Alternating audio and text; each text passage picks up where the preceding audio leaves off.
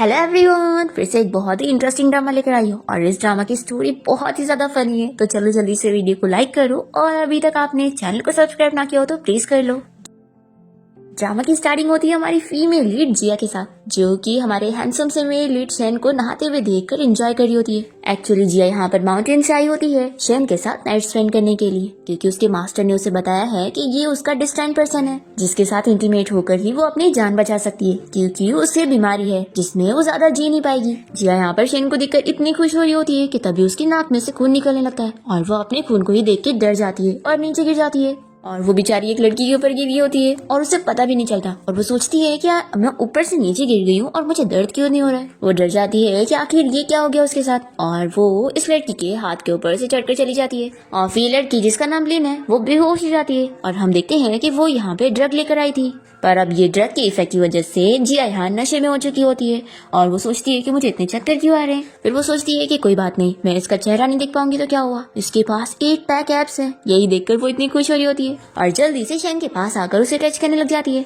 फिर यहाँ पर शेन जब जिया की आवाज सुनता है तो उसे ऐसा फील होने लगता है कि ये वही लड़की है जिसने 3 साल पहले कार एक्सीडेंट में उसकी जान बचाई थी और वो उसका जेट पेंडेंट लेकर चली गई थी। यहाँ पर जिया शेन के मुंह में एक पिल डाल देती है और उसे कहती है कि वो बस उसे 1 घंटे के लिए चाहिए। फिर यहाँ पर वो उसके साथ इंटीमेट होती है और जिया को शेन के हाथ में पहना हुआ वो बीट्स बहुत ही पसंद आता है और वो सोचती है कि इसकी वजह से उसकी जो पावर्स है वो और बढ़ सकती है। इसलिए वो शेन से पूछती है कि क्या तुम मुझे ये दोगे, तो वो कहता है कि तुम्हें जो चाहिए मैं वो तुम्हें जरूर दूंगा और वो उसके हाथ पे पहना देता है। और फिर वो उसे टर्न करके अपना ब्लाइंडफोल्ड खोल देता है और उसका बर्थ मार्क देखकर पूछता है कि ये बहुत ही स्पेशल लगता है। तो यहाँ पर जिया को शौक लगता है कि ये तो देख सकता है। वो सोचती है कि मैं तो इसके बारे में कुछ जानती भी नहीं हूँ, तो मुझे इस पर्सन के साथ ज्यादा इन्वॉल्व नहीं होना चाहिए। वैसे भी अब मेरी जान तो बच चुकी है। और फिर जिया यहाँ पर शेन को दूर करते हुए जल्दी से बाहर निकल कर चली जाती है।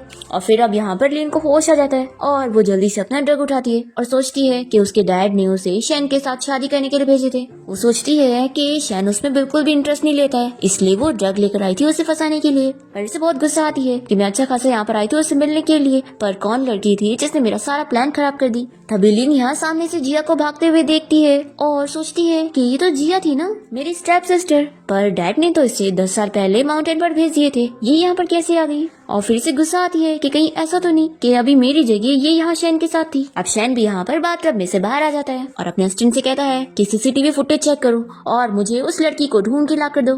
तभी असिस्टेंट शॉक होता है कि बॉस क्या अब आप देख सकते हैं। लिन चुपके से सारी बातें सुन रही होती है और वो समझ जाती है कि अब वो ब्लाइंड नहीं रहा, उसकी आंखें ठीक हो चुकी है। और ये बहुत ही खुश होती है कि अच्छा हुआ इसने उस जिया का फेस नहीं देखा, अब मैं उसकी जगह आराम से ले सकती हूँ। फिर लिन यहाँ जल्दी से शेन के पास आकर उसे कहने लगती है कि क्या तुम मुझे ढूंढ रहे हो, मैं बस कुछ काम से बाहर गई थी। शेन कहता है कि मैं अभी ब्लाइंड था, स्टूपिड नहीं था, मुझे पता है कि तुम वो लड़की थी ही नहीं। अब लिन तो यहाँ पर कही जा रही होती है कि वो सच में वही लड़की है। तभी यहाँ पर असिस्टेंट भी सीसीटीवी फुटेज चेक करके बता देता है कि बॉस यहाँ पर 2 घंटे से मिस लिन के अलावा कोई और लड़की नहीं आई, इसलिए ज्यादा चांसेस है कि यही वो लड़की है जिसके साथ आप यहाँ पर थे। लिन मन में सोचती है कि उसने पहले से अरेंजमेंट करके रखी थी और उसने जिया वाला सीसीटीवी फुटेज डिलीट करवा दी। अब यहाँ पर शेन कहता है कि अगर तुम सच में वही लड़की हो तो मुझे वो चीज दो जो मैंने तुम्हें दिया था। तो ये जल्दी से यहाँ पर बहाने बना लेती है कि जब मैं अपना ड्रेस चेंज करने गई थी तो शायद वहाँ कहीं गिर गया होगा, और देखो शेन मुझे बहुत ठंडी लग रही है, तो क्या तुम मुझे मेरे घर छोड़ दोगे। तो शेन यहाँ पर अपने असिस्टेंट को कार रेडी करने के लिए बोलता है। फिर लिन खुश हो जाती है कि शेन को उस पर यकीन हो गया और ये सोचती है कि जिया मैं तुम्हें अपनी जगह बिल्कुल नहीं लेने दूंगी और शेन को तो खास करके नहीं लेने दूंगी। फिर इसके बाद हम यहाँ पर जिया को देखते हैं जो कि वापस से अपने विलेज आ चुकी होती है और वो शेन के बारे में याद करके बहुत ही खुश होने लगती है। पर फिर वो अपने आप को समझाती है कि नहीं, किसी मैन के बारे में सोचने की वजह से मेरी कल्टीवेशन पावर खराब हो जाएगी, और स्पेशली 8 पैक ऐप वाले मैन की वजह से तो खास करके। फिर ये उसे बुलाने के लिए अपने ऊपर मैजिक करती है और सो जाती है। फिर नेक्स्ट सीन में हम देखते हैं कि जिया काफी परेशान होती है और वो सोचती है कि अब 1 महीना बीत चुका है उस मैन के साथ नाइट स्पेंड करके यहाँ पर आने के बाद, पर फिर भी आखिर मेरे साथ ऐसा क्यों हो रहा है कि मुझे हर दिन मरने के सपने आ रहे हैं। अब यहाँ पर आसमान से नाइफ गिरने लगते हैं और वो डर के मारे अपने मास्टर को हेल्प के लिए आवाज देने लगती है कि मास्टर जल्दी से बाहर आ जाओ, नहीं तो आपकी स्टूडेंट यहाँ मर जाएगी। तभी यहाँ पर जिया के मास्टर पहुंच जाते हैं और उनकी वजह से वो सारी नाइफ यहाँ से गायब हो जाती है। जिया खुश होती है कि फाइनली आप यहाँ पर आ गए, आपने मुझे बचा लिया। मास्टर कहते हैं कि तुम फिक्र मत करो, मैं तुम्हारे और तुम्हारे बेटे के लिए स्पेशल कॉफिन तैयार करूंगा। ताकि तुम इस दुनिया से शांति से जा सको।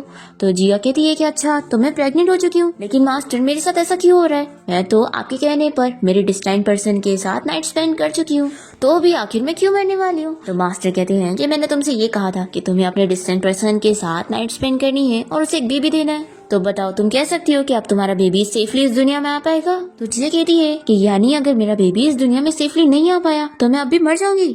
मास्टर कहते हैं कि नहीं, तुम अभी नहीं मरोगी। तो ये सुनकर जिया खुश होती है और फिर मास्टर बताते हैं कि तुम 1 घंटे बाद मरोगी। तो ये सुनकर जिया को शौक लगता है और वो कहती है कि नहीं नहीं मास्टर, मुझे मरना नहीं है। तो मास्टर बताते हैं कि तुम्हारा जो बेबी है वो तुम्हारी स्पिरिचुअल एनर्जी को अब्सॉर्ब कर रहा है, इसलिए तुम वीक होती जा रही हो। तो अगर तुमने 1 घंटे में अपने उस डिस्टाइंट पर्सन को ढूंढकर उसके साथ जल्द से जल्द शादी करनी होगी और उसकी प्रोटेक्शन में रहना होगा। जिया कहती है कि मास्टर लेकिन मुझे तो उसका चेहरा भी याद नहीं है, तो मैं उसे शादी कैसे करूंगी? तो मास्टर इसे उसी का बीट देते हैं और कहते हैं कि इसे लेकर जाओ, इसे वो जब देखेगा तो वो तुम्हें पहचान जाएगा। तो अब तुम्हें सीधा वांगलुंग रेस्टोरेंट जाना है और अपने उस डिस्टाइंट पर्सन से मिलना है। ऐसा बोलकर मास्टर इसे मैजिक से वहाँ पर भेज देते हैं और फिर जिया देखती है कि वो तो रोड पर आ चुकी है। वो कहती है कि मास्टर आपको मुझे डायरेक्टली उसी जगह पर पहुंचाना चाहिए था, ये कहाँ बाहर पहुंचा दिया है? मेरे पास तो पैसा भी नहीं है और ना यहाँ पर कोई टैक्सी है। तो मास्टर कहते हैं कि यही तुम्हारी किस्मत है, तो इसलिए याद रखो कि उस डिस्टेंट पर्सन से मिलने से पहले तुम्हारे पास सिर्फ एक ही बार चांस है अपनी मैजिक पावर यूज करने का। अब तभी हम देखते हैं कि जिया के सामने शैन और उसकी ग्रैंडमा खड़ी होती है। शैन की ग्रैंडमा उसे समझा रही होती है कि तुम जानते हो ना हमारी फैमिली के ऊपर कर्ज है, पहले तुम्हारे मॉम डैड कार एक्सीडेंट में मर गए और फिर तुम्हारे ग्रैंडपा अभी कितने ज्यादा बीमार है और देखो मैं कितनी ओल्ड हो चुकी हूँ, तो ज्यादा टाइम नहीं है। और मैंने मास्टर से बोलकर इस बारे में पता लगाई थी कि हमारी फैमिली का जो कर्ज है वो हटाने के लिए अगर तुम जियांग फैमिली की डॉटर के साथ शादी कर लोगी तो सब ठीक हो जाएगा। तो शन कहता है कि ग्रैंडमा मेरा शादी करने का कोई इरादा नहीं है। ग्रैंडमा कहती है कि मैं जानती हूँ तुम उस लिटिल फेरी डॉक्टर का इंतजार कर रहे हो ना, जिसने 3 साल पहले तुम्हारी जान बचाई थी ताकि तुम उससे अपनी जान बचाने का फेवर रिटर्न कर सको, लेकिन अब इतना टाइम हो चुका है और तुम्हें वो मिली भी नहीं। तो अब मैं कुछ नहीं जानती हूँ, तुम्हें आज के आज ही शादी करनी पड़ेगी, नहीं तो हमारी फैमिली बचेगी नहीं। पर शैन अपनी ग्रैंडमा की बात बिल्कुल मानने के लिए तैयार ही नहीं होता। तभी हम देखते हैं कि सामने से एक कार आ रही होती है जिसका ब्रेक फेल हो चुका होता है। जिया भी देख लेती है कि ये कार शैन और उसकी ग्रैंडमा को हिट होने वाली है। वो जल्दी से उन लोग के सामने आकर अपनी मैजिक पावर का यूज करती है और हम देखते हैं कि वो कार यहाँ पर छोटी सी हो जाती है और उसका ड्राइवर जो होता है उसके हाथ में हैंडल आ जाता है। यहाँ पर शैन और उसकी ग्रैंडमा तो ये देखकर शॉक हो जाती हैं कि उसने कार को छोटी सी बना दी। जिया यहाँ पर उस ड्राइवर को उसकी कार वापस करती है और वो यहाँ से भाग जाता है। शैन कहता है कि आखिर तुम हो कौन? तो यहाँ पर वो उसे बहुत ही खुशी खुशी बताती है, ये मेरा नाम जिया है। शैन यहाँ पर जिया को देखकर सोचता है कि मुझे इस लड़की की आवाज जानी पहचानी लगी और जिया भी सोचती है कि उसने इसे कहीं तो देखी है, वो इसे जाना पहचाना लग रहा है। अभी ग्रैंडमा तो इन दोनों को देखकर खुश होती है। फिर ग्रैंडमा जिया से कहने लगती है कि थैंक यू मेरी और मेरे ग्रैंडसन की जान बचाने के लिए, और वो से कहती है कि मुझे तुम्हें रीपे करना है, तो क्यों ना मैं अपने ग्रैंडसन को तुम्हें दे दूं, तुम इससे शादी कर लो। ऐसा बोलते हुए ग्रैंडमा तो यहाँ पर जबरदस्ती शैन का हाथ जिया को पकड़ा रही होती है। तभी जिया कहती है कि नहीं इसकी जरूरत नहीं है और फिर जिया यहाँ पर शैन के हाथ में फिर से बीट्स देखकर खुश होने लगती है। तो यहाँ पर शैन सोचता है कि उस दिन वो लड़की भी उसके बीट्स देखकर खुश हो रही थी और उसने उसे मांग ली थी। फिर यहाँ पर वो जिया से पूछ लेता है कि क्या तुम उसी रात वाली लड़की हो जो मेरे साथ उस दिन विला में थी? जिया भी सुनकर शॉक होती है और कहती है कि क्या तुम ही वो पर्सन हो? तभी इतने में यहाँ पर लीन आ जाती है और वो जियांग से कहने लगती है कि हस्बैंड तुम यहाँ पर क्या कर रहे हो, चलो जल्दी से, हमें पार्टी में जाने के लिए लेट हो रहा है। शैन कहता है कि मैंने पहले ही बोल चुका हूँ कि जब तक तुम मेरी चीज मुझे ला के नहीं दोगी तब तक मैं तुम पे यकीन नहीं करने वाला हूँ। फिर यहाँ पर लीन को जिया को देखकर गुस्सा आती है कि ये यहाँ शैन के पास कैसे पहुँच गई। फिर ये यहाँ पर प्रेग्नेंट होने की एक्टिंग करने लगती है। तो शैन और उसकी ग्रैंडमा ये सुनकर शॉक होते हैं और जिया सोचती है कि ये वो पर्सन हो ही नहीं सकता है। शैन की ग्रैंडमा लिन से पूछती है कि क्या ये सच में शैन का बेबी है? तो वो बताती है कि हाँ, और मैं शैन की ग्रैंडपा से भी मिल चुकी हूँ और उन्होंने कहा है कि वो मुझे फैमिली स्टेटस देने के लिए तैयार है। ऐसा बोलकर ये अपनी रिपोर्ट दिखाने लग जाती है। फिर यहाँ पर जिया अपने मैजिक से इसका बेबी देखने की कोशिश करती है, पर जिया को सब कुछ ब्लैक ब्लैक दिख रहा होता है। तो वो सोचती है कि आखिर ऐसा क्यों। तभी यहाँ पर लिन रोने की एक्टिंग करते हुए कहने लगती है कि जिया तुम कितनी बुरी हो, तुम अपनी मॉम के साथ मिलकर मुझे और मेरी मॉम को बुली किया करती थी और आज तुम मेरे बच्चे को भी कर्ज कर रही हो। तो जिया इसे चिल्लाती है कि तुम और तुम्हारी मॉम हमारे घर पे मिस्ट्रेस बन के आई थी, तो यहाँ पर बेचारी बहन की एक्टिंग मत करो। और मेरी मॉम तो तुम पर इतना तरस खाया करती थी, पर तुम्हारी मॉम ने मेरी मॉम को मारा है। लेकिन अब तुम प्रेग्नेंट हो तो मैं पुराने ग्रजेस होल्ड नहीं करने वाली हूँ और तुम्हें छोड़ रही हूँ। फिर जिया यहाँ पे ग्रैंडमा से उस रेस्टोरेंट का पता पूछने लगती है और बताती है कि वहाँ पर वो अपने बेबी के डैड से मिलने जा रही है। तो शैन यहाँ पर जिया की बातें सुनकर सोचता है कि ये लड़की तो मैरिड है, तो ये वो हो ही नहीं सकती। तो यानी क्या सच में लिन ही वो लड़की है? फिर जिया देखती है कि मौसम इतना क्लाउडी हो गया है तो यहाँ पर बारिश होने वाली होगी। तो ये सोचती है कि अभी तो मेरी मैजिकल पावर्स इतनी है ही नहीं, तो अगर मेरे ऊपर बिजली गिरने वाली हुई तो मैं अपने आप को बचा ही नहीं पाऊंगी। फिर यहाँ पर वो शेन से पूछने लगती है कि तुम्हारे पास वो होगा ना, इतना बड़ा तो हो गई। वो बेचारा सोच रहा होता है कि किस चीज की बात कर रही है, तभी ये इसका बेल्ट लेकर उसमें से लॉक निकाल लेती है। तो यहाँ पर शेन हैरान रह जाता है और कहता है कि तुम कैसी लड़की हो, पर जिया इसकी बातों पर ध्यान नहीं देती और वो अपनी मैजिक का यूज करने लगती है यहाँ से गायब होने के लिए। पर उसकी एनर्जी खत्म हो चुकी थी तो वो अपनी पावर्स यूज ही नहीं कर पाती। पर वो देखती है कि उसके पास एक मैजिक स्पेल बचा हुआ है जिसकी मदद से वो यहाँ से गायब हो जाती है। और जिया को ऐसे गायब होता वो देखकर ये लोग शॉक हो जाते हैं। फिर शेन की ग्रैंडमा उसे कहने लगती है कि जरूर वो लड़की हमारी फैमिली का कर्ज हटा सकती है। ग्रैंडमा शेन से कहती है कि तुम इधर खड़े क्या हो, जाओ मेरी ग्रैंड डॉटर इन लॉ को वापस लेकर आओ, वही हमें बचा सकती है। हम देखते हैं कि जिया यहाँ रेस्टोरेंट में आकर सोच रही होती है कि आखिर वो पर्सन कहाँ पर होगा। तब इतने में जो लिन की फ्रेंड्स होती है वो यहाँ पर जिया को पकड़ के लेके जाती है क्योंकि लिन ने इन्हें ऑर्डर दी थी। फिर शेन भी यहाँ पर पार्टी में पहुँचता है और उसका असिस्टेंट उसे कहता है कि बॉस आज तो आप अपनी शादी के बारे में अनाउंस करने वाले थे, तो क्या आप वो 3 साल पहले वाली लिटिल डॉक्टर फेरी को भूल चुके जिसने आपकी जान बचाई थी। तो शेन कहता है कि लिन अगर मेरे बच्चे की मॉम है तो मुझे उसकी रिस्पॉन्सिबिलिटी लेनी पड़ेगी, और रही बात वो लिटिल डॉक्टर फेरी की तो तुम उसके बारे में पता लगाते रहो, उसने मेरी जान बचाई है तो मुझे उससे रिपे करना ही है। तो अस्टिन कहता है कि बॉस लेकिन लिन तो वो चीज ला ही नहीं पा रही है जिसके बारे में आप उससे पूछ रहे थे, तो क्या आप सच में श्योर है कि वो वही लड़की है। अब तभी यहाँ पर शेन को अपने वही बीट्स नजर आ जाते हैं जो कि उसने जिया को दिया था। वो इसे देखकर समझ जाता है और फिर अस्टिन कहता है कि बॉस अगर ये वही है तो फिर लिन तो यहाँ पर आई नहीं, यानी आपने जिसे ये दिया था वो लड़की कोई और ही थी और वो यहाँ पर होगी। शेन तुरंत ही अपने असिस्टेंट को सीसीटीवी फुटेज चेक करने के लिए बोलता है। हम देखते हैं कि लिन तो यहाँ पर जिया को मारने वाली होती है। तभी यहाँ पर शेन पहुंच जाता है और उसे रुकने का बोलकर जल्दी से जिया को अपना जैकेट पहनाता है और लिन से पूछता है कि मुझे एक्सप्लेन करो कि तुम ये क्या कर रही थी। तो यहाँ पर जल्दी से लिन की फ्रेंड्स उसका साथ देते हुए कहने लगती है कि ये जो लड़की है ये आपकी होने वाली वाइफ और आपके बच्चे को मारना चाहती थी। वो तो अच्छा हुआ कि हम लोग टाइम पर पहुंच गए, नहीं तो आपका बच्चा तो मर ही चुका होता। जिया इन लोग को चिल्लाती है कि आखिर उसने कब लिन के बच्चे को हाथ लगाई और वो लोग उसके बारे में ये सब झूठ ना बोले। पर फिर यहाँ पर लिन एक्टिंग करते हुए शेन से कहने लगती है कि इसने सच में हमारे बच्चे को मारने की कोशिश की है, पर देखो अब तुम्हारे सामने ये सब एक्टिंग कर रही है। तो शेन कहता है कि एक्टिंग मत करो, हमारा कोई बच्चा नहीं है, तुम बोलो अगर तुम सच में वही लड़की हो तो मैंने जो बीट्स तुम्हें दिए थे वो जिया के पास क्यों है। तभी जिया इन बीट्स को देखकर पहचान जाती है और कहती है कि ये तो मेरे हैं। तो शेन यहाँ पर खुश हो जाता है कि यानी सच में वो लड़की तुम ही हो, यानी ये जो तुम्हारा बेबी है ये भी मेरा ही है। तो जिया कहती है कि ऑफ कोर्स तुम्हारा है। तभी यहाँ पर लिन एक्टिंग करने लग जाती है और कहती है कि सिस्टर आखिर तुम ऐसा झूठ कैसे बोल सकती हो, मैं जानती हूँ कि पहले मेरी मॉम ने तुम्हारे डैड को तुम्हारी मॉम से छीन ली, तो इसका ये मतलब तो नहीं ना कि तुम मेरे शेन को मुझसे छीन लोगी। तुमने पहले शेन को मुझसे छीनने के लिए हमारी प्यार की निशानी ये बीट्स मुझसे चुरा ली और फिर तुमने किसी वाइल्ड मैन के साथ नाइट स्पेंड करके प्रेग्नेंट हो गई और ये बेबी ले आई उसे झूठ बोलने के लिए। जिया कहती है कि प्लीज अपनी एक्टिंग बंद करो, ये लाइन्स मेरी है जो तुमने चुरा ली हो, और हाँ तुम मेरी जगह नहीं ले सकती हो। उस रात हॉट स्प्रिंग में मैं शेन के साथ थी। फिर ये सुनकर सभी लोग शॉक हो रहे होते हैं। फिर जिया शेन से कहती है कि हमने नाइट स्पेंड किए थे तो ऑफ कोर्स मेरा ये बेबी तुम्हारा ही है। फिर जिया और शेन एक दूसरे को देखने लग जाते हैं और तभी जिया को उसकी मैजिकल पावर्स मिल जाती है। तो वो याद करती है कि उसके मास्टर ने उसे बताया था कि उसे शेन से मिलने के पहले सिर्फ एक ही बार मैजिकल पावर यूज करने मिलेगा, लेकिन अब ये समझ गई है कि सिर्फ शेन को पहचानते के साथ ही मुझे 30% मैजिकल पावर्स मिल चुकी। तो ये सोचती है कि अगर अब ये भी मुझे पहचान लेगा तो मेरी पूरी पावर्स मुझे मिल जाएगी। फिर ये से थैंक यू बोलकर इसका जैकेट इसे वापस करती है और अब क्योंकि जिया को अपनी मैजिकल पावर्स मिल गई है तो अब वो लिन को सबक सिखाने का सोच लेती है। लेकिन यहाँ पर जिया से कहती है कि तुम एक्टिंग मत करो, उस दिन सीसीटीवी फुटेज देखने के बाद पता लग ही गया था कि उस रात शेन के साथ मैं थी, तुम नहीं। तो जिया कहती है कि ठीक है, देखने पर ही बिलीव होता है ना, तो आज हम लोग देख लेते हैं कि उस रात शेन के साथ कौन सी लड़की थी। तो लिन कहती है कि कहीं ऐसा तो नहीं कि तुम हमारी इंटीमेट होने वाली वीडियो को यहाँ पर दिखाने वाली हो। जिया कहती है कि बिल्कुल सही बोली तुमने, आफ्टर ऑल तुम देखने पर ही तो बिलीव करोगी ना, इसलिए। और फिर जिया अपनी पावर से शेन की माइंड की मेमोरीज लेती है और उसे स्क्रीन पे दिखाने लगती है। फिर ये इंटीमेट वाला वीडियो देखकर सभी लोग यहाँ पर शर्मा रहे होते हैं और लिन कहने लगती है कि आखिर तुम ये वीडियो कैसे दिखा सकती हो।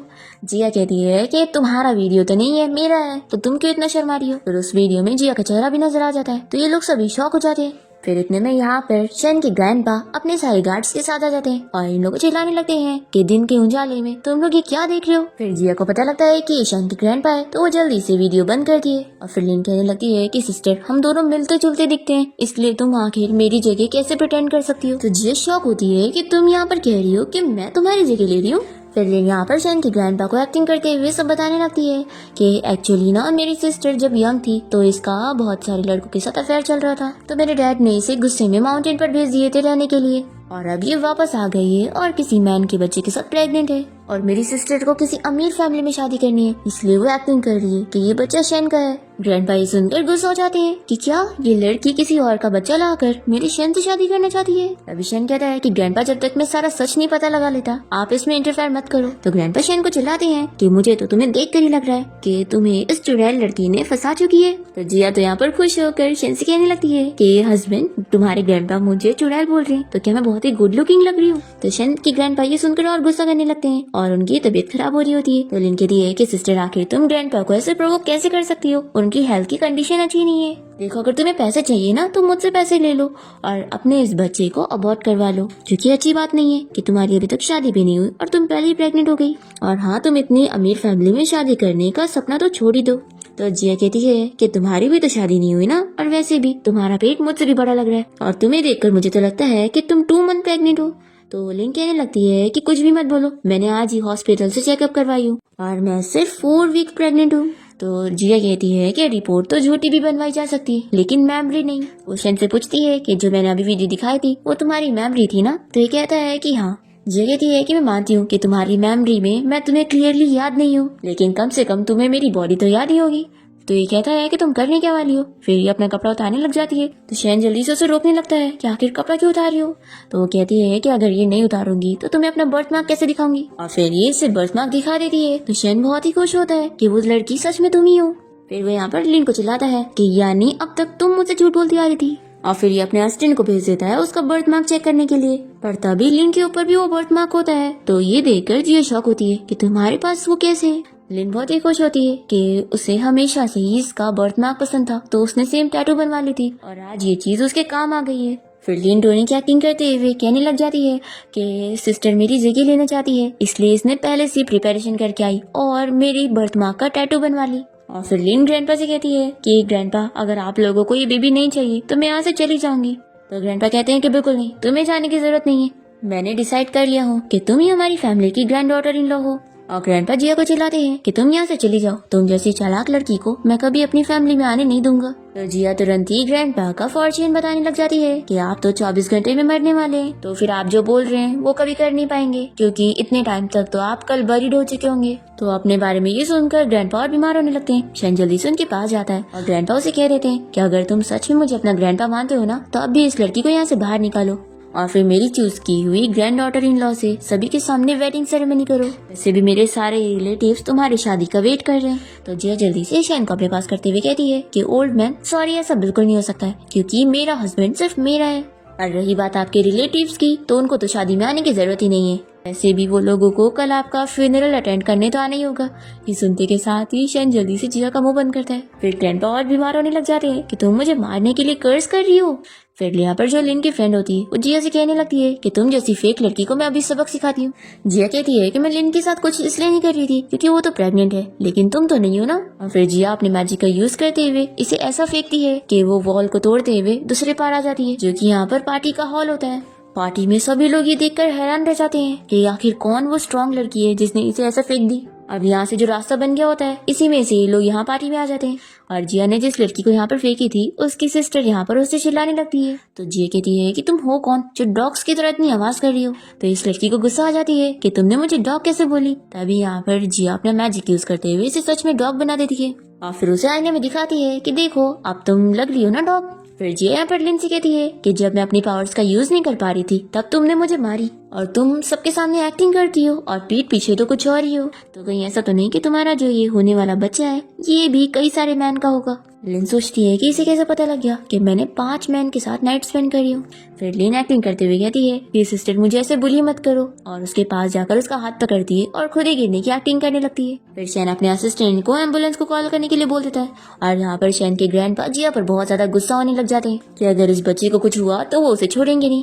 तभी जिया यहाँ पर लिन से पूछती है कि क्या ये बच्चा सच में शैन का है, क्योंकि तुम्हारी सिस्टर होने के नाते मैं इस बच्चे को कुछ नहीं होने दूंगी, लेकिन इस बच्चे के पैदा होने के बाद फिर तुम रिग्रेट मत करना। लिन कहती है कि तुम क्या करने वाली हो। जिया बताती है कि ऑफ कोर्स तुम्हारी फ्री में डिलीवरी करने वाली हूँ। तो यहाँ पर पार्टी में जो लड़कियां होती हैं वो जिया की बातें सुनकर सोचती हैं कि कुछ भी बातें कर रही है, अभी तो वो प्रेग्नेंट हुई है तो डिलीवरी कहाँ से होगी। पर जिया तो यहाँ पर अपने मैजिक का यूज करते हुए सच में उसके बेबी की डिलीवरी कर देती है।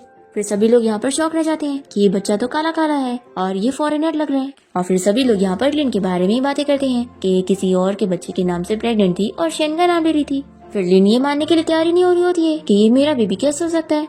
तो जिया कहती है कि तुम्हारे पेट में से निकला है तो तुम्हारा ही होगा ना, या तो शेन का होगा।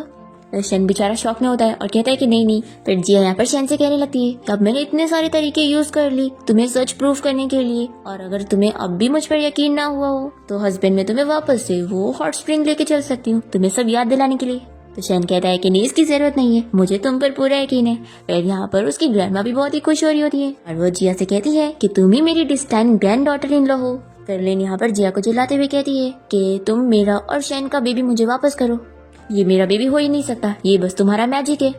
तो जिया कहती है कि लगता है मुझे तुम्हारा वो मल्टीप्लेयर वीडियो चलाना होगा ताकि पता चले कि इस बच्चे का असली डैड कौन है। पर तभी इतने में जिया की तबीयत खराब होने लग जाती है। तो शेन कहता है कि तुम्हें क्या हो गया, मैं तुम्हें हॉस्पिटल लेके चलता हूँ। जिया समझ जाती है कि उसकी पूरी एनर्जी खत्म हो रही है तो वो मरने वाली है। वो शेन से बताती है कि अब मैं सिर्फ मैरिज सर्टिफिकेट की वजह से ही बच सकती हूँ। तो शेन की ग्रैंडमा बताने लगती है कि इतना लेट हो चुका है, अब तक तो सिविल अफेयर ब्यूरो बंद हो चुका होगा। तो जिया कहती है कि जब तक मैं यहाँ पर हूँ वो बंद नहीं हो सकता। जिया शेन से कहती है कि तुम्हें मुझे हॉस्पिटल ले जाने की जरूरत नहीं है, तुम बस मुझसे शादी कर लो फिर मैं बच जाऊंगी। और फिर जिया अपनी पावर्स का यूज करने की कोशिश करती है तो उसका मैजिक काम नहीं करता। तो वो शेन से कहती है कि मेरी हेल्प करो। ऐसा बोलते के साथ ही उसे किस करने लग जाती है और किस की वजह से जिया को मैजिक पावर्स मिल जाती है और वो यहाँ पर सिविल अफेयर ब्यूरो के स्टाफ को ले आती है जो कि बहुत ज्यादा शौक होते हैं कि हमारी तो छुट्टी हो गई थी ना और हम घर जा चुके थे। ग्रैंडमा कहती है कि आप लोग देख क्या रहे हैं, जल्दी से मेरे ग्रैंडसन और मेरी ग्रैंड डॉटर इन लॉ की मैरिज सर्टिफिकेट दे दो। फिर तुरंत ही इन दोनों की फोटो खींची जाती है और स्टैंप लगने के बाद इन दोनों का मैरिज सर्टिफिकेट इन्हें मिल जाता है। और शादी होते के साथ ही जिया को फील हो जाता है कि अब वो ठीक हो चुकी है। फिर वो बहुत ही खुश होने लगती है कि अब मैं आज नहीं मरने वाली हूँ। और फिर यहाँ पर शेन तो गिरने वाला होता है तो ये कहती है कि बस एक किस के बाद ही तुम गिर रहे हो, तो लगता है तुम्हारी हेल्थ अच्छी नहीं है, लेकिन कोई बात, तो लगता है तुम्हारी हेल्थ अच्छी नहीं है तो हम लोग अपनी वेडिंग नाइट सिर्फ 3 मिनट्स के लिए मनाएंगे। तो शेन की ग्रैंडमा कहती है कि आज समझ आ रहा है कि तुम्हारे आसपास कोई भी लड़कियां क्यों नहीं थी। तो शेन कहता है कि ग्रैंडमा ऐसा कुछ भी नहीं है तो आप ऐसा मत सोचो। फिर ग्रैंडमा यहाँ पर शेन को जिया के पास भेजने लगती है और उसे कहती है कि आप जाओ, तुम मेरी ग्रैंड डॉटर इन लो और उसके बेबी का ख्याल रखो। जिया भी कहती है कि आज मैं और मेरा बेबी तुम्हारी केयर में होंगे। फिर वो उसे उठा के यहाँ से लेके जाने लगता है और ये सब देखकर लिन और उसकी फ्रेंड्स को बहुत ही गुस्सा आती है। लिन की फ्रेंड पूछती है कि अब तुम अपने इस बेबी का क्या करोगी। तो लिन कह देती है कि मुझे इसे देखना तक नहीं है तो तुम इसे अफ्रीका भेज दो, ऐसा बोलकर उसे दे देती है। अब तभी यहाँ पर लिन के पास जाओ आ जाता है और वो उसे कहता है कि मैं तुम्हारे दुश्मन का दुश्मन हूँ तो मैं तुम्हारी हेल्प कर सकता हूँ उससे बदला लेने में। फिर हम देखते हैं कि जिया यहाँ पर शेन के साथ उसके घर पहुंच चुकी होती है और ग्रैंडमा यहाँ पर उसे देने के लिए बहुत सारे गोल्ड और ज्वेलरीज वगैरह मंगवाती है और जिया से बताती है कि ये सब मेरी तरफ से तुम्हारे लिए शादी का गिफ्ट है और तुम्हें अगर और भी कुछ चाहिए तो मुझे बताओ, मैं सब दूंगी। जिया ये देखकर बहुत ही खुश होने लगती है कि अब तो मैं पूरी अमीर हो चुकी हूँ। शेन कहता है कि शादी के पहले ही दिन तुमने अपने असली रंग दिखा दी, मुझे पता था कि तुमने मुझे बस पैसों के लिए अप्रोच करी हो। पर तभी जिया तो यहाँ पर सारी ज्वेलरी इसके ऊपर फेंकते हुए उस प्लेट को देख रही होती है और कह रही होती है कि ये कितनी कीमती है। तो शेन कहता है कि तुम्हारे लिए कि 1 बिलियन की ज्वेलरीज कुछ भी नहीं है और ये चालू सी प्लेट को इतनी कीमती समझ रही हो। अगर तुम इतने बुद्ध हो तो क्या सच में तुम्हारे पास मेरा बेबी है। फिर जिया शेन से कहती है कि अब उनका वेडिंग नाइट का टाइम हो गया है तो उसे लेकर जल्दी से रूम में लेकर जाती है। फिर ग्रैंडमा पहले इन लोगों को रोकने का सोचती है तो वो कहती है कि कोई बात नहीं, सिर्फ 3 मिनट की बात है, बेबी को कुछ नहीं होने वाला है। फिर यहाँ पर हम देखते हैं कि शेन शावर लेने के बाद जिया के पास आता है और उसे कहता है कि मुझे नहीं पता कि तुमने मुझे क्या रीजन से अप्रोच करी हो, लेकिन मैं तुम्हें बता दूं कि मैं तुम्हें वापस कभी टच नहीं करूंगा। तभी बिजली चमकने की वजह से जिया डर कर जल्दी से इसके ऊपर कूद जाती है और कहती है कि हस्बैंड जल्दी से मुझे टाइटली पकड़ लो। तो ये कहता है कि जल्दी नीचे उतरो। जिया कहती है कि नहीं उतरूंगी, नहीं तो मेरे ऊपर बिजली गिर जाएगी। तो वो कहता है कि ठीक है फिर तुमने मुझे प्रोवोक करी हो। फिर यहाँ पर दोनों इंटीमेट होते हैं पर फिर जिया समझ नहीं पा रही होती है कि आखिर मेरी स्पिरिचुअल पावर्स बड़ी क्यों नहीं। फिर वो उसे मैजिक से ब्लाइंडफोल्ड कर देती है और कहती है कि अब शायद सब ठीक होगा और फिर दोनों यहाँ पर किस करने लग जाते हैं और जिया तो 3 मिनट के अंदर ही सो जाती है। फिर नेक्स्ट मॉर्निंग ग्रैंडमा के साथ ये दोनों ब्रेकफास्ट करने बैठे हैं और ग्रैंडमा यहाँ पर जिया को सारी चीजें सर्व कर रही होती है कि वो इतनी ज्यादा मेहनत कर रही है तो उसे अच्छे से खाना चाहिए। फिर शैन भी कुछ खाने के लिए जाता है तो ग्रैंडमा उसे रोकने लग जाती है कि तुम तो कुछ भी नहीं कर रहे हो, सब तो मेरी ग्रैंड डॉटर इन लॉ कर रही है। तो कहते हैं कि ग्रैंडमा मैं आपका ग्रैंडसन हूँ। तब लिन इन लोग के घर में घुसते हुए आ जाती है और वो शैन से बताने लगती है कि मेरी सिस्टर ने जो कल बोली थी वो सब झूठ था, देखो मैंने उस बच्चे का डीएनए टेस्ट करवा के लाई हूँ और वो बच्चा मेरा नहीं है। तो जिया तुरंत ही इसका रिपोर्ट देखती है और कहती है कि अपनी इस फेक रिपोर्ट बनवाने से पहले ना इससे अच्छे से पता करवा लिया करो कि पूरी नकली दिख रही है। शैन लिन से कह देता है कि अगर तुम्हें मरना ना हो ना तो यहाँ से निकल जाओ। तो कहती है कि तुम मुझे ऐसे नहीं निकाल सकते, देखो सिर्फ मैं ही तुम्हारी फैमिली को बचा सकती हूँ, इसलिए तुम जिया को डिवोर्स देकर मुझसे शादी कर लो, नहीं तो तुम्हारे ग्रैंडपा मर जाएंगे। तो शैन से चिल्लाता है कि मेरी ग्रैंडपा भी बिल्कुल ठीक है। तभी इतने में मेड आकर उसे न्यूज देती है कि उसके ग्रैंडपा पैरालाइज्ड हो गए हैं। फिर ये सुनते के साथ ही शैन जल्दी से जिया को लेकर ग्रैंडपा से मिलने पहुंचता है। यहाँ पर 2 डॉक्टर लगे होते हैं ग्रैंडपा का ट्रीटमेंट करने के लिए और लिन यहाँ पर जिया से कहने लगती है कि सब तुम्हारी वजह से हो रहा है, अगर तुमने शैन को धोखा देकर मेरी जगह शैन फैमिली में शादी न करी होती तो ग्रैंडपा आज बिल्कुल ठीक होते, सब तुम्हारी वजह से हो रहा है। लिन सोच रही होती है कि उसने किसी मास्टर की मदद से ग्रैंडपा के ऊपर ये मैजिक स्पेल करवाई है और अब ये सोच रही है कि शैन का जिया को डिवोर्स देकर उससे शादी करेगा। फिर ग्रैंडपा भी यहाँ पर शैन से कहने लग जाते हैं कि देखा तुम्हें जिया से शादी नहीं करनी चाहिए थी, फैमिली कर्ज की वजह से मुझे क्या हो रहा है, इसलिए अब तुम्हें उसे डिवोर्स देना ही पड़ेगा। तभी यहाँ पर शैन कहता है कि ग्रैंडपा आप ये सब चीजों पर बिलीव मत करो और वो दोनों डॉक्टर से कहने लग जाता है कि आप लोग मेरे ग्रैंडपा को बचा सकते हैं, मुझे पूरा यकीन है। पर फिर डॉक्टर यहाँ पर कह देते हैं कि वो लोग यहाँ पर उसके ग्रैंडपा को नहीं बचा सकते क्योंकि ये बीमारी के बारे में तो उन्हें भी नहीं पता। ये लोग कहते हैं कि सिर्फ मिरेकल डॉक्टर ही कुछ कर सकते हैं और ये लोग बताते हैं कि मिरेकल डॉक्टर की स्टूडेंट लिटिल डॉक्टर फेरी माउंटेन से यहाँ पर आई हुई है। तो ग्रैंडमा कहती है कि वो तो 3 सालों से गायब है, हम इतनी जल्दी उसे कहाँ से ढूंढेंगे। तो जिया कहती है कि मुझे ग्रैंडपा का ट्रीटमेंट करना आता है, मैं इन्हें बचा लूंगी। तो लिन कहती है कि आखिर तुम इन्हें कैसे बचा पाओगी, तुम्हें क्या मेडिसिन की नॉलेज भी है, और वैसे भी ग्रैंडपा के ऊपर मैजिक स्पेल हुआ है तो डॉक्टर्स उन्हें ठीक नहीं कर पा रहे तो तुम कैसे करोगी। जिया कहती है कि आखिर तुम्हें कैसे पता चला कि ग्रैंडपा के ऊपर किसी ने मैजिक स्पेल किया है, कहीं ऐसा तो नहीं कि तुमने कुछ करी हो। पर ग्रैंडपा की हालत तो खराब हो जा रही होती है और वो कहने लगते हैं कि मेरी यहाँ पर ये हालत हो रही है और तुम वहाँ पर झगड़ा कर रही हो। फिर वो शैन से कहते हैं कि तुमने ऐसी लड़की को अपनी वाइफ बनाया हो जिससे मेरी कोई नहीं पड़ी। तो जिया शैन की ग्रैंडपा से कहती है कि ओल्ड मैन आपने मुझे अंडर एस्टिमेट किया है, आपकी छोटी मोटी सी बीमारी मैं बस उंगलियां हिलाते ही ठीक कर दूंगी, तो इसलिए आपको डिवोर्स की बात नहीं करनी चाहिए। तो डॉक्टर्स कहते हैं कि तुम छोटी मोटी बीमारी कैसे बोल सकती हो, हम इतने फेमस डॉक्टर होकर इस बीमारी को ठीक नहीं कर सकते और तुम एक नॉर्मल सी लड़की होकर कुछ भी बोले जा रही हो। तो जिया कहती है कि लगता है आप लोग में से कोई भी मुझे यहाँ पसंद नहीं करता है तो फिर तो मुझे यहाँ चले जाना चाहिए। तो शैन की ग्रैंडमा जिया से कहती है कि मेरा ये ओल्ड मैन कुछ भी बोलता रहता है तो तुम इसकी बातों पे मत जाओ, मैं जानती हूँ कि तुम इनका ट्रीटमेंट कर सकती हो तो प्लीज इन्हें ठीक कर दो। फिर शैन भी यहाँ पर जिया से कहने लगता है कि मेरी ग्रैंडपा की जान बचा लो। तो कहती है कि जान तो मैं बचा लूंगी लेकिन उससे मेरी सारी स्पिरिचुअल एनर्जी खत्म हो जाएगी। तो शैन कहता है कि तुम बस मेरी ग्रैंडपा की जान बचाओ, तुम्हें बदले में जो चाहिए मैं तुम्हें दे दूंगा। फिर जिया यहाँ पर अपने मैजिक का यूज करते हुए ग्रैंडपा के अंदर से वो मैजिक स्पेल निकालते हुए उन्हें ठीक कर देती है। फिर डॉक्टर्स कहने लग जाते हैं कि जिया ने ये कैसे कर ली, कहीं वो ही लिटिल डॉक्टर फेरी तो नहीं जो कि मिरेकल डॉक्टर की स्टूडेंट है। शैन कहता है कि क्या सच में तुम वही हो जिसने 3 साल पहले मेरी जान बचाई थी। तो जिया कहती है कि मैं कोई लिटिल डॉक्टर फेरी नहीं हूँ और वैसे भी आप लोगों ने बस इतनी सी चीज देखकर मेरी इतनी ज्यादा तारीफ कर दी। शैन की ग्रैंडपा यहाँ पर ठीक हो चुके होते हैं तो ग्रैंडमा यहाँ पर जिया से कहती है कि तुम तो सच में हमारी फैमिली की लकी स्टार हो। फिर ग्रैंडपा भी जिया से कहते हैं कि मैंने तुम्हें गलत समझ लिया था, सॉरी मुझे माफ कर दो। फिर शैन की ग्रैंडमा कहने लगती है कि जिया हमारी फैमिली की लाइफ सेवर है और वो लिन से कह देती है कि तुम बहुत चालाक लड़की हो जो कि यहाँ पर सब झूठ कह रही थी, निकलो यहाँ से। फिर गार्ड्स लिन को पकड़ के लेके जाते हैं और वो सोच लेती है कि वो जिया को छोड़ेगी नहीं। फिर यहाँ पर ग्रैंडपा जिया को और थैंक्स बोले जा रहे होते हैं तो जिया कहती है कि ओल्ड मैन अगर आपको सच में मुझे थैंक्स करना है तो फिर आप मरने से पहले मेरे बच्चे के नाम अपनी इनहेरिटेंस करके जाना। तो ग्रैंडमा कहती है कि जिया सच में बहुत ही तेज बोलती है लेकिन है बहुत ही अच्छी। तभी शैन यहाँ पर जिया को देखे जा रहा होता है तो वो कहती है कि तुम मुझे इतना क्यों देख रहे हो, क्या तुम्हें मुझसे प्यार हो गया है। शैन से कहता है कि जिया तुम ठीक से याद करो, क्या 3 साल पहले तुमने कार एक्सीडेंट में से किसी की जान बचाई थी और फिर उसका जेड पेंडेंट लेकर चली गई थी। तो ये कहती है कि 3 साल पहले और जेड पेंडेंट, मुझे लग रहा है कि हाँ ऐसा कुछ हुआ था। तो ये खुश हो जाता है कि यानी वो सच में तुम हो, क्या तुम्हारे पास वो जेड पेंडेंट अभी है। तो ये कहती है कि रुको मैं चेक करके बताती हूँ। फिर ये जल्दी से बहुत सारे जेड पेंडेंट निकालती है। तो ये कहता है कि इतने सारे कैसे। तो बताती है कि मैं जितने लोगों की जान बचाती थी वो सब मुझे दे देते थे, कितने औसम है ना। तो ये शौक हो जाता है कि इसने कितने सारे लड़कों की जान बचाई है। फिर शैन से कहता है कि मेरी फैमिली के पास बहुत पैसा है, तुम्हें जो चीज चाहिए रहेगी मैं हर चीज दे दूंगा, बस तुम अब से दूसरे मैन की चीजें मत लेना। तो ये कहती है कि अगर उन लोगों ने मुझे फोर्सली दिए तो शैन कहता है कि नहीं, वो भी तुम्हें अलाउ नहीं है। तो जिया कहती है कि अच्छा ठीक है, नहीं लूंगी, तुम इतना गुस्सा क्यों कर रहे हो। फिर शैन की ग्रैंडमा और ग्रैंडपा बहुत ही खुश होने लगते हैं कि फाइनली उनकी फैमिली का जो कर्ज था इतने सालों से वो अब हट गया। अभी जिया उन्हें बताती है कि एक्चुअली आप लोग की फैमिली के ऊपर कोई कर्ज था ही नहीं, और उल्टा कोई जानबूझ के आप लोगों को बारी बारी मारने की कोशिश कर रहा है। और फिर जिया पता करके ये भी बता देती है कि हस्बैंड, अब नेक्स्ट पर्सन तुम हो जो मरने वाला है। आपकी पूरी फैमिली का बारी बारी नंबर आ रहा है। पहले ग्रैंडमा उस दिन कार से हिट होने वाली थी, उसके बाद ग्रैंडपा बीमार हुए, और अब तुम्हारी बारी होगी।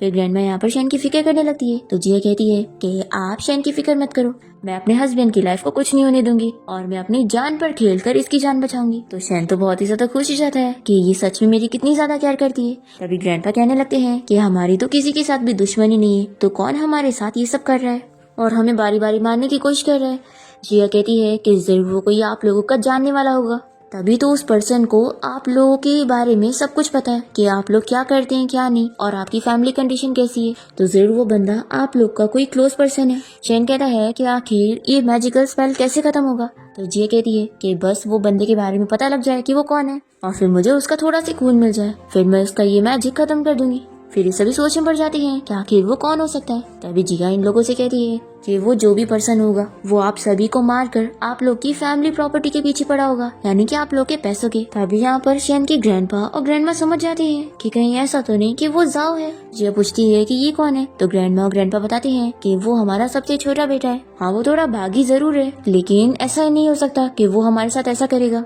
जिया कहती है कि अगर आप लोग को यकीन है तो हम लोग बिलीव कर सकते हैं कि वो एक अच्छा ही पर्सन हो। फिर जिया शैन के ग्रैंडपा को आइडिया देती है कि आप एक पार्टी रखो और उसमें आप बताओ कि आप अपने वारिस के बारे में अनाउंस करने वाले हैं।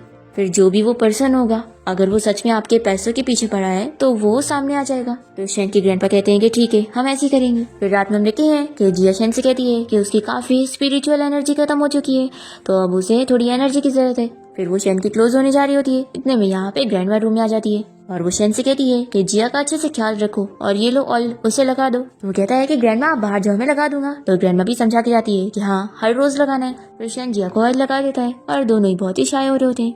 जिया से कहती है कि मुझे स्पिरिचुअल एनर्जी की जरूरत है क्योंकि कल भी उसे मैजिक यूज करना है। शैन कहता है कि फिक्र मत करो, तुम्हें जब भी मेरी जरूरत रहेगी मैं तुम्हारे पास रहूंगा। तो कहती है कि कल तो मैं तुमसे ले लूंगी, लेकिन अभी भी चाहिए, और फिर वो उसे टच करने लग जाती है। फिर नेक्स्ट डे हम देखते हैं कि शैन के ग्रैंडपा यहाँ पर जो पार्टी रखते हैं इसमें सभी लोग आकर बातें कर रहे होते हैं कि आखिर वो किसे अपना वारिस बनाने वाले हैं, शैन के होने वाले बेटे को या फिर अपने छोटे बेटे को। तभी जिया यहाँ पर इन लोगों से बुराई करने लगती है कि शैन की जो वाइफ है वो बस एक माउंटेन की लड़की है और उसकी तो वेडिंग सेरेमनी भी नहीं हुई, तो आखिर उसके बेटे को कहाँ ही वारिस बनाया जाएगा। तभी शैन यहाँ पर जिया को उठा के पार्टी में ला रहा होता है, तो सभी लोग इन लोगों को देखकर बातें करने लगते हैं। लेन बहुत ही जेलस होकर कहने लगती है कि सिस्टर, आखिर इतनी इंपॉर्टेंट पार्टी में तुम ऐसी हरकतें कैसे कर सकती हो, हमारी फैमिली का भी नाम खराब कर रही हो। तो जिया कहती है कि तुम्हें इससे क्या है, और फिर वो यहाँ पर शैन को किस करते हुए इन लोग को और दिखा रही होती है।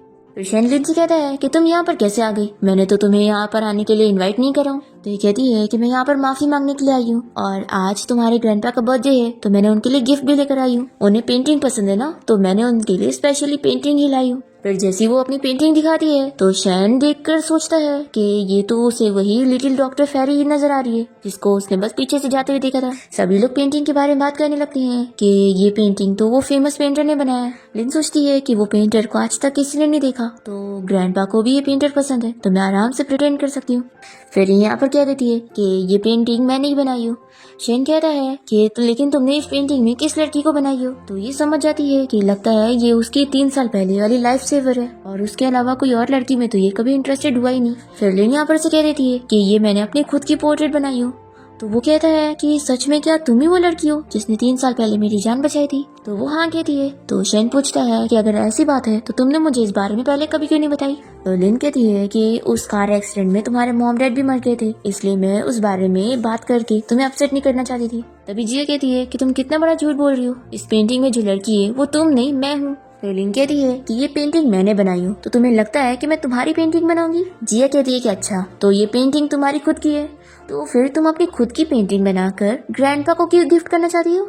अच्छा, तुम मेरे हस्बैंड को सेड्यूस नहीं कर पाई, तो फिर तुम मेरे हस्बैंड के बच्चे की ग्रैंडमा बनना चाहती हो। फिर सभी लोग भी बातें करने लगते हैं कि हाँ, कौन आखिर किसी को गिफ्ट करने के लिए अपनी खुद की पेंटिंग बनाकर देता है। जिया कहती है कि वो इसलिए क्योंकि ये इसकी पेंटिंग है ही नहीं और इसने चुराई है बस। तो लिन रोनी की एक्टिंग करते हुए कहने लगती है कि सिस्टर तुम मेरे बारे में झूठ कैसे बोल सकती हो, मैंने इतनी मेहनत से पेंटिंग बनाई हूँ।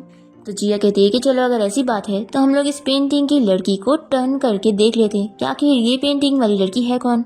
तो लिन जिया का मजाक उड़ाते हुए कहने लगती है कि सिस्टर क्या तुम पागल हो गई हो जो पेंटिंग को टर्न करके उसका चेहरा देख पाओगी। फिर सभी लोग भी कहने लगते हैं कि हाँ लगता है मिस्टर शेन ने पागल लड़की से शादी करें। तभी जिया यहाँ पर अपने पावर्स का यूज करते हुए पेंटिंग वाली लड़की को बाहर निकाल लेती है और जैसी वो टर्न करती है तो सभी लोग हैरान रह जाते हैं कि पेंटिंग बाहर आ गई है और ये सच में जिया की तरह दिखती है।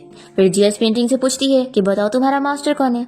तो ये पेंटिंग यहाँ पर लिन की तरफ इशारा करती है। तो लिन कहने लगती है कि देखा मैंने इसे बनाई हूँ। तभी पेंटिंग कहती है कि बिल्कुल नहीं, तुम जब किसी मैन के साथ माउंटेन पर नाइट स्पेंड करने के लिए आई थी तो तुमने वहाँ मुझे मट्टी में से निकाल ली थी और अपने घर ले जाने के बाद तुमने पता नहीं कितने सारे लड़कों को घर लेकर आई थी। फिर सभी लोगों को और शेन के ग्रैंडपा को लिन की असलियत पता लगती है कि वो जो शेन के बच्चे होने का प्रिटेंड कर रही थी वो सब झूठ था और वो बच्चे सच में इतने सारे मैन में से किसी के थे। ग्रैंडपा लिन को चिल्लाते हैं और वो डर के यहाँ से भाग जाती है। तभी शेन कहता है कि मुझे अच्छी तरीके से याद है जिस लड़की ने 3 साल पहले मेरी जान बचाई थी उसने सेम ऐसी टाइप के कपड़े पहने थे। तो अगर ये तुम हो तो यानी जिसने मेरी जान बचाई थी वो भी तुम ही हो। शेन पूछता है कि जिया क्या सच में तुम्हें याद नहीं है।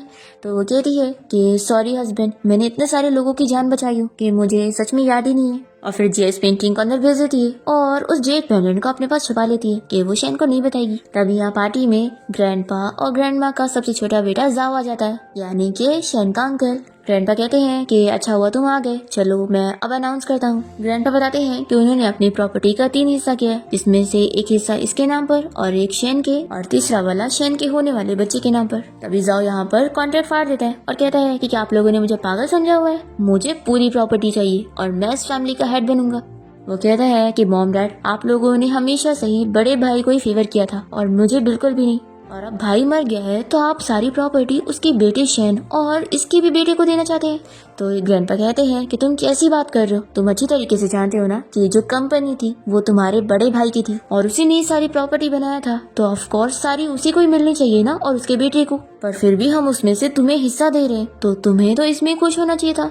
तो जाओ कहता है कि लेकिन अब भाई तो मर गया ना तो सब मुझे मिलना चाहिए। अब तो सच में मुझे रिग्रेट हो रहा है कि मैंने भाई के साथ तुम दोनों को भी क्यों नहीं मारा था। ये सुनने के बाद ग्रैंडपा और ग्रैंडमा शॉक हो जाते हैं और जाओ कहता है कि आप लोगों ने मुझे ये करने पर फोर्स किया है।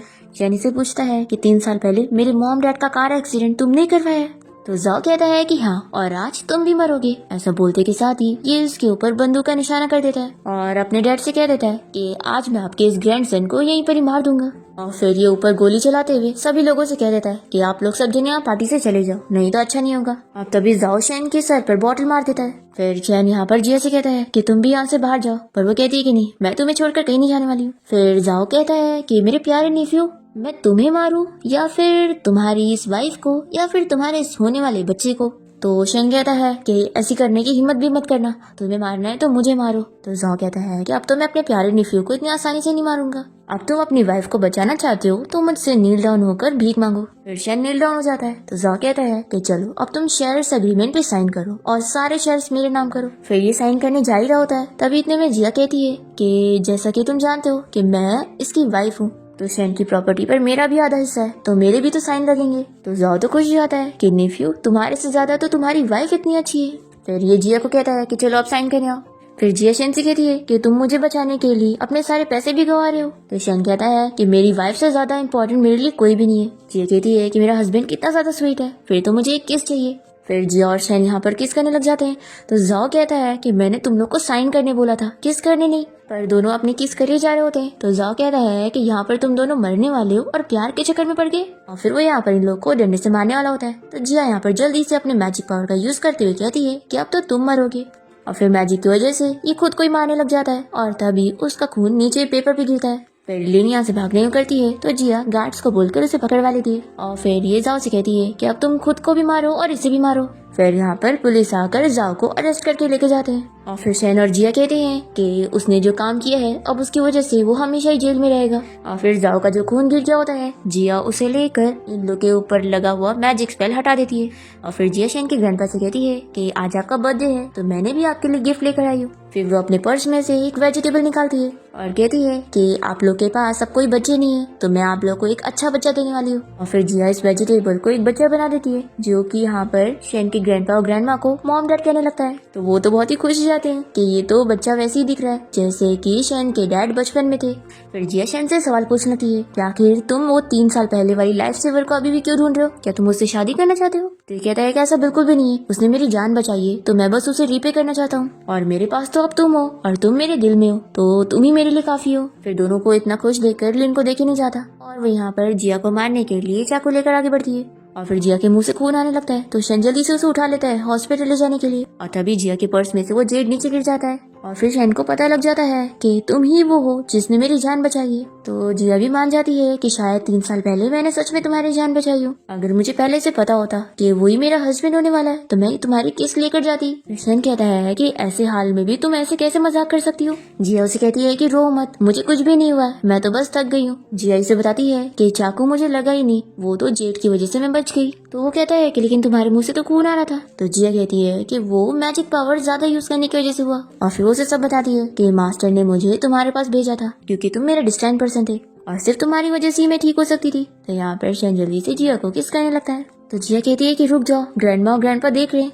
फिर वहाँ पर तो वो लोग बहुत ही खुश हो रहे होते हैं और फिर शैन जल्दी से जिया को लेकर घर आ जाता है और फिर दोनों यहाँ पे अपना रोमांस कंटिन्यू करते हैं और इसी के साथ ही इस ड्रामा की हैप्पी एंडिंग हो जाती है।